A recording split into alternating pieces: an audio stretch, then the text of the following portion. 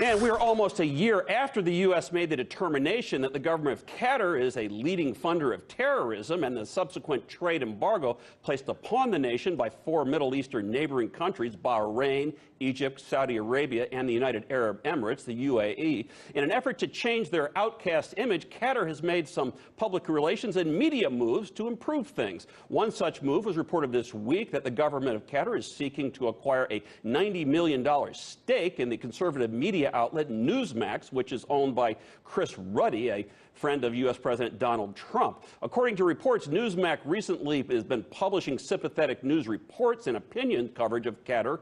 Such a headline, which reads, Qatar's Emir promises to step up ties, invest up to $250 billion in the U.S.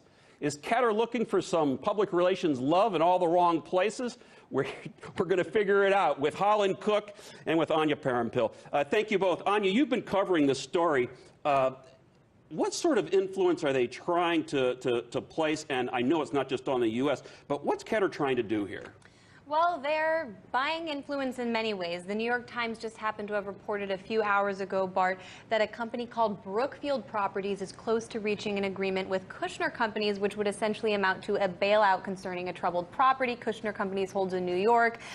Qatar owns the second largest stake in Brookfield Properties, and Kushner Companies is, of course, run by Charles Kushner, father of Jared Kushner, husband of Ivanka Trump. That's one example, but a little circuitous craziness there, isn't it? Yeah, in another very bizarre story which broke last week, actually, rapper Ice Cube and his business partner Jeffrey Quatanitz claim, quote, that a Qatari investor in their Big Three basketball league tried to get access to Steve Bannon when he was Trump's White House chief strategist, and that the investor was a front for the Qatari government. Basically, what happened here, Bart, is this investor promised $5 million investment in Big Three basketball league, and then once Bannon, because Ice Cube's business partner happened to be close with Bannon, but when Bannon was ousted from the White House, the money fell through. The investors didn't follow through on their commitments. Have the golden ticket after it was clear it wouldn't actually get them close to the White House.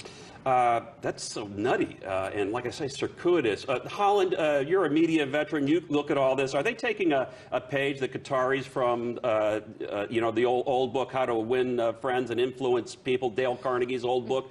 If so, are they doing it in the right way here? Well, time will tell, but this list, Anya just ticked off. You keep bumping into all the same people with the golden handshake, don't you? Yeah. It's enough to make you wonder if they're kissing up to Trump, because there is no marketplace dearth of right-wing media. First of all, Qatar already funds Al Jazeera, and you got your Fox News channel, you got CRTV, that digital thing with Mark Levin, and Ailes and O'Reilly were talking before Roger Ailes passed away. And frankly, Fox News is vulnerable. They've been moving Sean around. They lost you-know-who to NBC. Greta left, so there's been a bunch of moving parts over there, and their shares have suffered. So maybe they think there's a media play with Fox vulnerable, but there's no shortage of right-wing media out there. So it's not like they're filling a void. Right.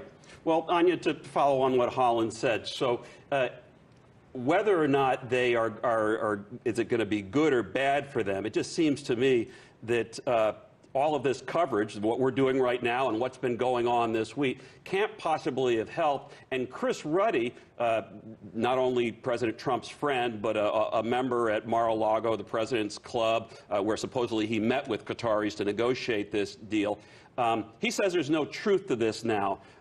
But is this whole debacle just that, a debacle, and maybe they wish they hadn't engaged in it? Well, the story at Politico was based on information brought by two sources who apparently had close information about the deal. They were working on the negotiations. So it's possible that somebody planted this story in order to generate negative press and kill the deal.